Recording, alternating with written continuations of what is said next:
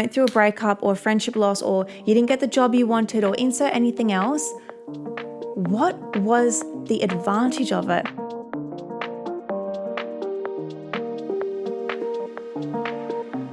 Hi lovely, and welcome to Start Somewhere with Isabel, your self-investment podcast created to empower you to fight fear, cultivate confidence, and become your most empowered self. I like to say, no matter the goal, whether big or small, this podcast will give you the motivation to start. But quick disclaimer, before we start, this show is only for those committed to personal growth and self-investment. So if you're ready to start with the first step, as I like to say, not the entire staircase, let's start somewhere together.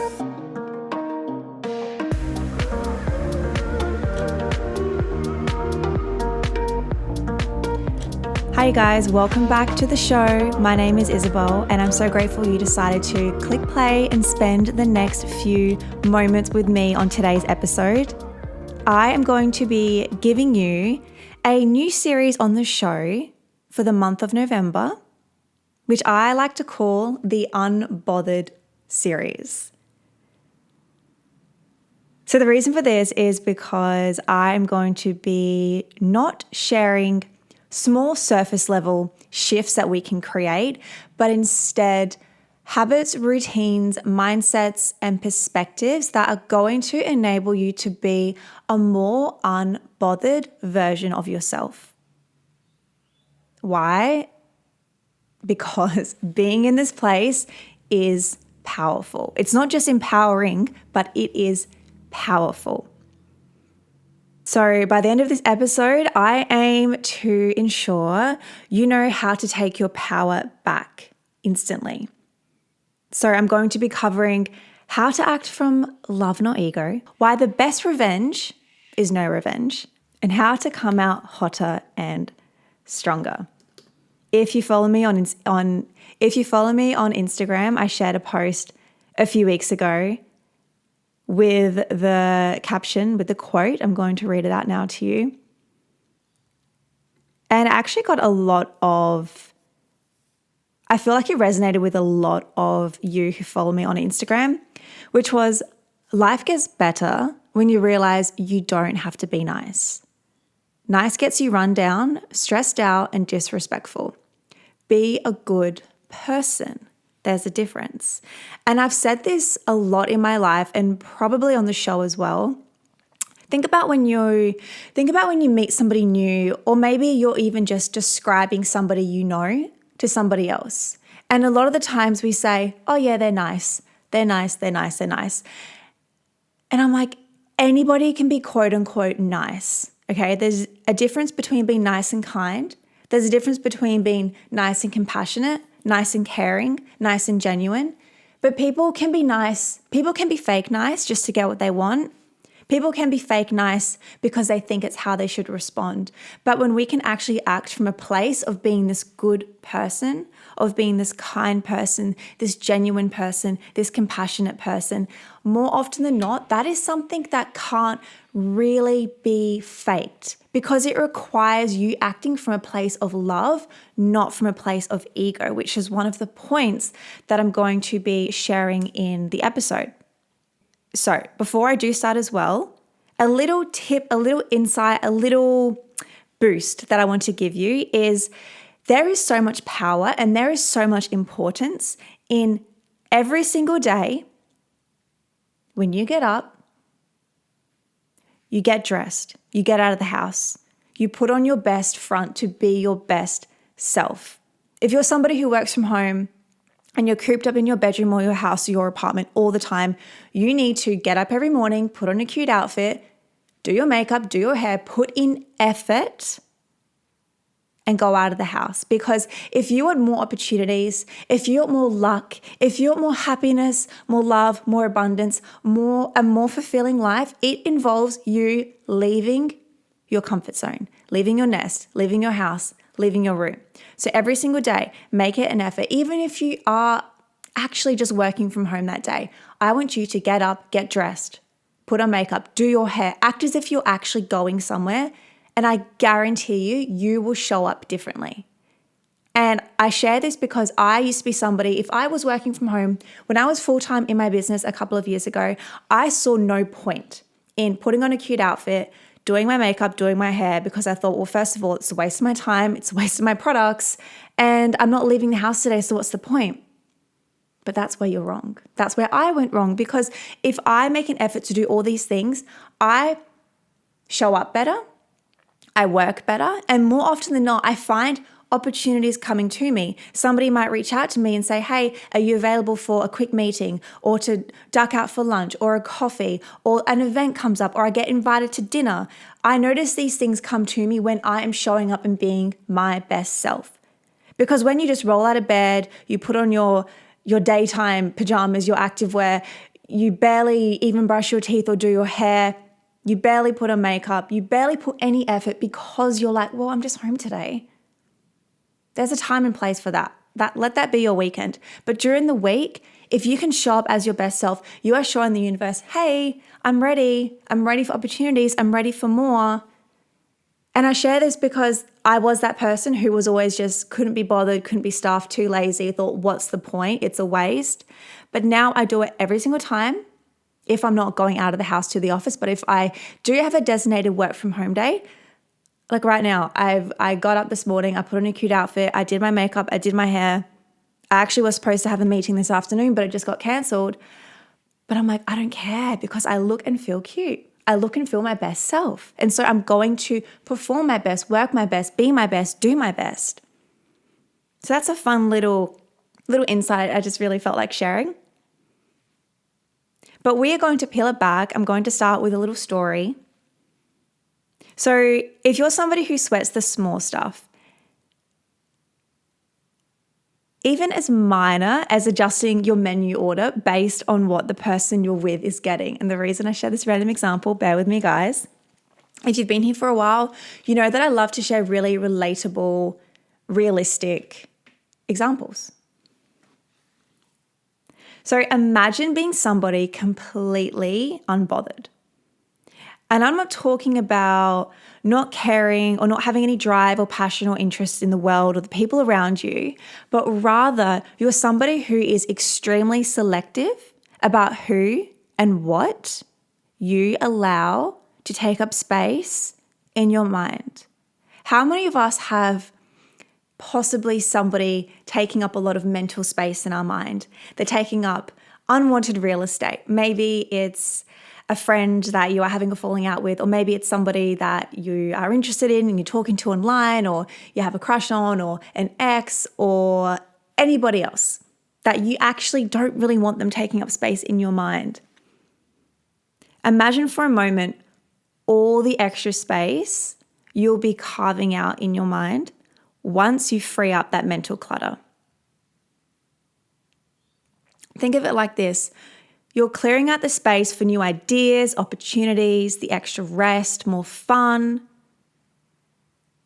And I know this because this is exactly what happened to me. By focusing on what you can control versus what you can't control. And this leads me into tip 1 on how to be a more unbothered individual, which is take time out to disconnect. Release any emotional attachment, care, worry about what other people might be thinking of you. This is what is going to help build your emotional intelligence. More often than not, when we experience anxiety or worry or even fear, a lot of the time it doesn't come true. How many of us, we make up these scenarios in our head as to why somebody might not be talking to us, or why the person we just met today kind of shrugged us off, or why we are worrying about a certain situation. We make up these scenarios, we make it all about us. At the end of the day, we are all really ruled by our ego. We all think the world revolves around us. Oh, so-and-so shrugged me off today. What did I do to worry him? Or what did I do to upset them? We make it all about us when in fact that person could actually just be having a really bad day, or that person was tired, or that person just had another thing going on in their mind and it wasn't actually about you. So when you can really take time to disconnect, release this emotional attachment, I'm here to tell you it's not all about you in other people's lives, but it is in your life. You're the main character in your life, but in other people's lives, you're not their main character, and you shouldn't be. So when you can really wrap your head around this way of thinking, this is what is going to really help us grow our emotional intelligence. So I was reading a book this morning and it was talking all about a lot of the times if somebody does something to us that isn't the best, we try and figure out why and associate meaning to it and give reason to it. And perhaps it's so our own minds can understand why it happened. And I know I've been in this place as well. Somebody might have treated you really badly and you try and justify it. You try and explain it. You try and deep dive on it. But end of the day, some people are actually just very unaware, out of touch, manipulative, narcissistic, and just evil kind of characters in this world. And I've learned that they are amongst us, and there's all different types of people amongst us, and we get dealt certain people and situations to learn and to grow from them. We do not get dealt them to analyze them and to try and fix them and to try and figure out why they behave the way they behave. As soon as you find yourself doing this around a certain individual in your life, let me tell you, that is your sign to, as easily and quickly as you can, pick yourself up and leave that situation. Try your best to pull away from that type of individual because they are only going to bring you down in so many different ways. So really taking that time to disconnect is what is going to help you release this emotional attachment, which is what will make it easier to pull yourself away, because I know how hard it can be. I'm not trying to disregard that at all. So before I continue to point number 2, I'm going to be introducing a new segment to the show where I read out a bunch of your rating and reviews that you leave me on the Apple Podcast app. And I thought this would be such a fun way to give a shout out to the listeners, because I think most of them I can see their name, read out their review, let you guys know what other people are loving about the show. And as well, I would love to this be a little incentive for you to please leave a short 5-star rating and review on the Apple Podcast app. Leave your name, leave your review, and I will be reading a new one out every single time on the show. So if you do that, you will get a mini shout out. So definitely please go do that. I will love you guys so, so much. This is a really big way for how the podcast can grow. I've been doing a lot of research on this, and this is what is going to help spike the algorithm. So without further ado, the first review I'm going to read out today comes from Olivia Lay. She says, just listened to episode 92 of the podcast. I could feel how strongly passionate Isabel was about this topic. She was on the money in this episode. I love how clear and how much clarity Isabel speaks with. Give this podcast a go. Thank you so much, Liv. Liv and I actually went to high school together, and I don't think we've seen each other for years and years. So Liv, if you're still listening, thank you so much. I think the last time we were chatting, you were living in Sydney. So let me know if you're back in Adelaide. Okay. So, point number 2, to be a more unbothered individual. I'm loving this so much, guys. This is a goodie. Identify what you can control versus what you can't control. Don't waste your energy putting yourself through any worry or anxiety before it's even happened. Reframe the narrative. How many of us, I want you to raise your hand right now, whether you're driving, you're walking, maybe you're at the office, just put your hand up just above your desk if you're in a public place and you don't want to do this. How many of us worry about a situation so much, plays in our head, we overthink it, we overanalyze it, we talk about it with the people around us, only to realize it doesn't actually happen that way? Okay? I'm sure all of us can resonate to this in one way or another. We almost future trip. We freak ourselves out. And then when the thing doesn't actually happen, think about how much of your precious mental energy you have wasted worrying about this. I find a lot of the times things don't actually turn out as bad as I thought they would plan. Because more often than not, if there's something we are putting off doing, it's out of fear, out of worry, out of anxiety, because we don't know how it's going to end, because there's a part of the situation that we actually can't control. And I feel we all have an inner control freak within us, some bigger than others. And when we can't control the situation is when we develop and we inherit this level of fear and anxiety and worry, because we have lost the reins over what is going to happen next. But instead, if you can just peel it back, just come back to reality, come back to your body and ask yourself, okay, what can I control and what can't I control? And the one thing you always can't control are people. Even if you try and be manipulative and sneaky, it's not going to work in the long run. So that's something you can't control is people. You can't control people's reactions. You can't control how people will respond or behave in a certain manner. But what you can control is you. You can control your reactions, how you respond, how you handle a certain situation or dilemma. So why do I share this? Reframe the narrative. Think of a dilemma, an issue, a problem, anything in your life that has had you stuck in your head, worried, anxious, full of fear. And be like, okay, what is my role in this position? What can I do? Pull it back on you, put it back on you. I'm not saying to put blame on you if it is a negative situation, but put the ownership back on you and be like, okay, what can I do instead?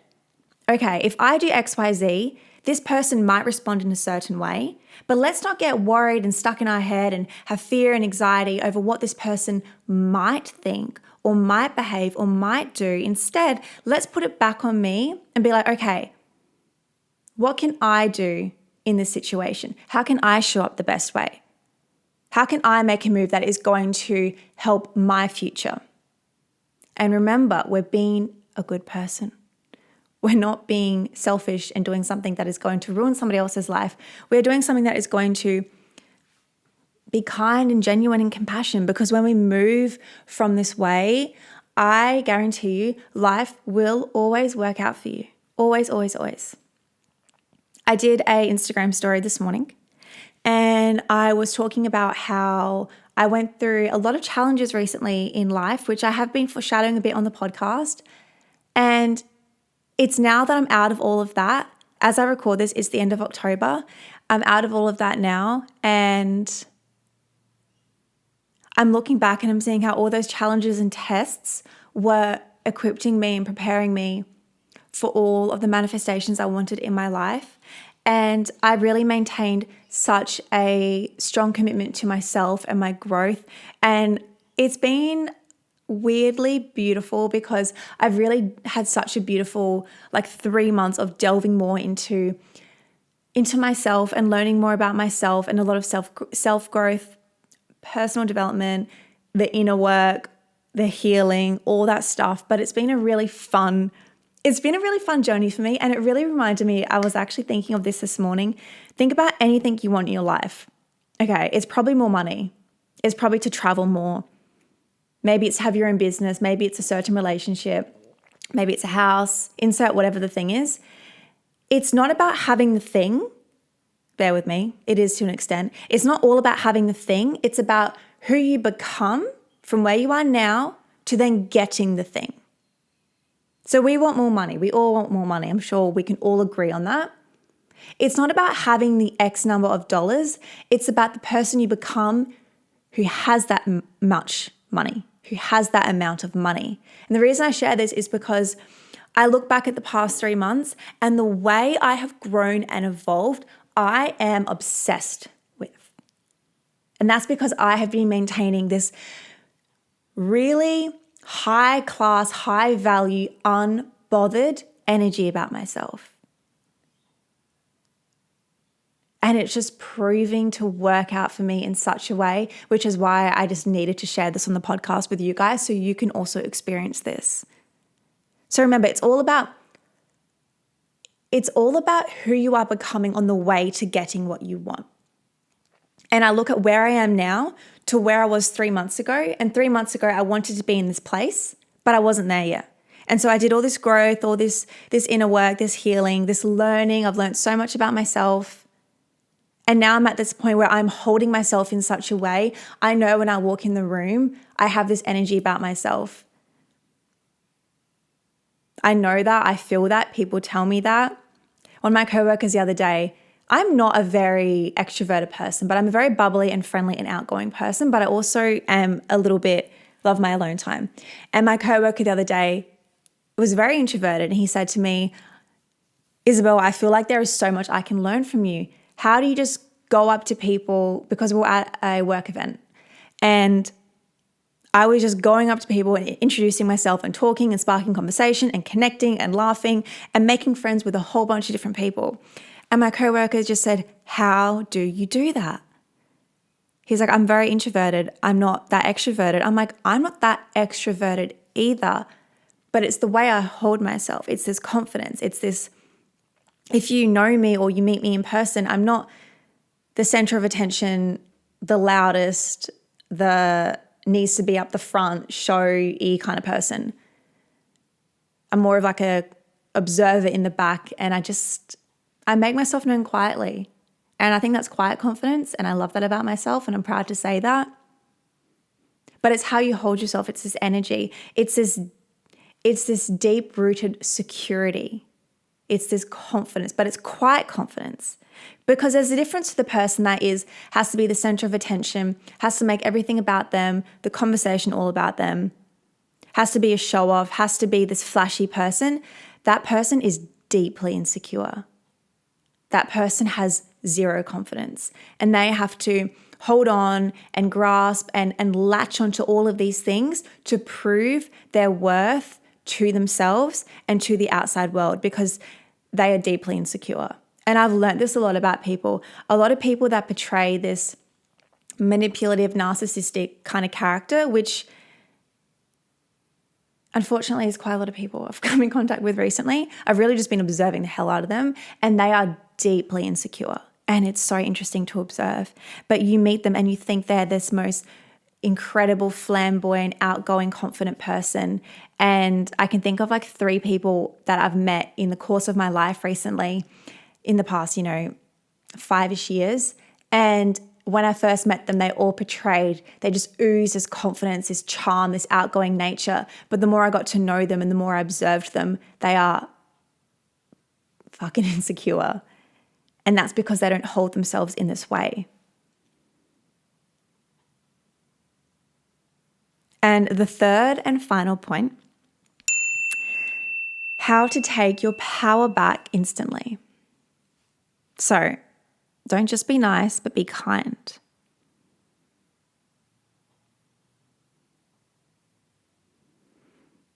And I'm going to leave you with a few journaling questions. That is what is going to help you uncover this, because this will be different to a lot of people in terms of how you take your power back. It's going to look different to everybody. So if there's something that has disrupted you, it's triggered you, it's upset you, why? Why did this thing annoy you or trigger you or upset you? Get clear in that, because that, my love, assigns to your triggers. Why is somebody gloating and boasting and talking about how much money they have? Why is that triggering you? Okay, maybe they're a show off, maybe they're just being annoying. But look deeper. Maybe it's because you're triggered that they are making more money than you, and you're not making that amount of money yet. So you find it triggering. I remember a conversation with a few friends like years ago now. And one of my friends was quite well off, and she drove a beautiful car and she wore all the latest brands, and she just exuded money. You could tell in her external world. And then my other friend, who was quite the opposite, just didn't value those things anyway. She really didn't like this girl straight away because she spoke about her car and her fashion and all these things. And side note, this girl that had all the car and the fashion and all that kind of stuff, like, she wasn't this like braggy kind of show off person, but you could just tell she had money. She worked hard. She made well over 100K. We were like 22. She was doing well for herself. And the friend that didn't have all these things said to me, can I be honest with you? I don't like quote unquote person. And I'm like, interesting. It's because you actually want the amount of money that this girl has. And I knew that because I know this girl very well, and I knew that's what she wanted. And that was a trigger. Because don't get me wrong, I used to be just like this as well. I used to see people make all this money and be triggered by it and be like, oh, they're talking about how much money they have. That's so distasteful. They're driving a flashy car. They're wearing designer brands all the time. Isn't it interesting? When in fact, that is a trigger, but you don't know that that's a trigger on the surface, which is why journaling is really powerful. And I'm going to give you some more journal prompts to get really clear on identifying your triggers. So why did this attempt to disrupt your peace? Think about it for a moment. Number 2, what validity? Is that how you say it? What validity? I might just keep this in. What validity do you truly deserve, opposed to how much weight are you putting upon a problem that doesn't even exist? Okay, so let's unpack this for a second. An issue has happened, a problem has occurred. Give yourself validation, yes, but be careful not to give yourself too much where you're then stuck in this victim, oh, woe is me mentality. So how much weight are you putting on the problem that doesn't even need to exist? I've had a really beautiful realization recently that any bullshit that has happened in your past gets to stay there, and that's it. It doesn't have to be a part of your story. It doesn't have to be a part of your struggle. You do not need to talk about it all the time. It doesn't need to be something that you need to continue to refer to reflect to acknowledge. Let it stay in the past, and that's it. Because cliche, I know, but the only thing that matters is right now, right this second. Because what you do right now is what is going to dictate what you do in the future. If you're sitting here and you are scoffing your face with a lot of unhealthy food and you're not exercising, that is going to affect you in the future. If you're sitting here and you're choosing not to do your work, that is going to affect you in the future. If you're sitting here and you're meditating and you're reading a self-development book, or you're having a really beautiful conversation with a friend of yours or your partner or somebody in your family, that is going to impact your future. So, leave anything in the past, leave it there, and that's it. It doesn't need to come with you in the future. There was this meditation that I did a few years ago by my friend Carlo when I had Sala. Oh my gosh, if people know Sala, you've been here for a couple of years. Sala is the app that I co-created. And we were hosting a workshop a couple of years ago, and Carlo took us through this meditation that I also participated in. And this one segment of it has really stuck out in my mind, which is this visualization of you have a backpack on, and it's full of all these rocks, and it's fucking heavy. And what you don't realize is all these rocks in this heavy backpack is actually a symbol of all the shit, all the pain, all the breakups, the losses, the regrets, the trauma, all of that from our past. And for some reason, we feel like we need to carry it with us all the time. And it always needs to be something in the back of our mind, like, oh, I went through this. Oh, I went through this. I went through this. It's like, yeah, we've all been through stuff. We've all been through bad stuff and good stuff. Let the good stuff relish in the good moments. Celebrate those, reflect on those often. What you focus on grows, right? So don't focus on all the bad in your life. Think about all the good that's come from it. That is growth. When you can look back and you went through a breakup or a friendship loss, or you didn't get the job you wanted, or insert anything else, what was the advantage of it? I did this really cool practice last night. I wrote down everything that I wanted to come true, that I wanted to happen, but it didn't. And I wrote what happened instead. And I was blown away how everything is actually always working out for you. Always. I wrote down jobs I wanted so badly and I didn't get them. And I wrote what had happened in the end. It led me to co-owning a social media agency, to starting my own freelancing, to driving more in my current part-time position.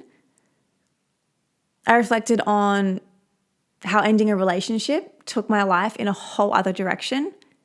How even shifting things in my routine has changed so much of my life, the people that I've met.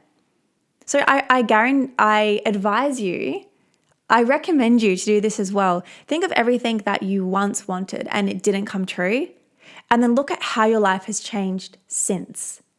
Because when you can really start to shift this way, this is when you have this really beautiful, optimistic perspective and mentality. And that is just going to take you light years into the future, into such a beautiful, abundant life.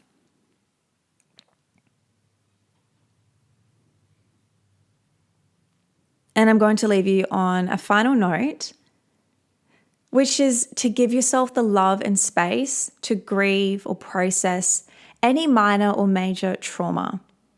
But then also identify and be okay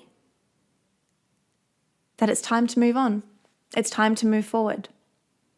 And this, I feel, is a perfect ending, a perfect wrap up, a perfect bow in the present for this whole episode and the last point as well. It's time to move forward. It's time to move forward. In no matter what area of life that you feel and find yourself stuck in, it's time to move forward. And so if this episode has inspired you, it would mean the world to me if you could please leave a review. Your feedback helps the podcast grow and reach more amazing listeners just like yourself.